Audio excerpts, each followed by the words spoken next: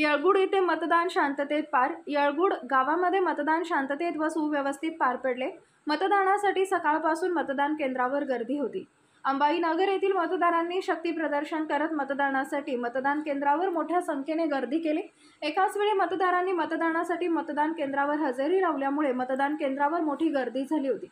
दुपारी 2 वाजेपर्यंत 40% मतदान झाले होते। संध्याकाळी 5 नंतर तो आकडा वाढून 73% झाला व मोठ्या उत्साहाने मतदान करून मतदारांनी आपला हक्क बजावला।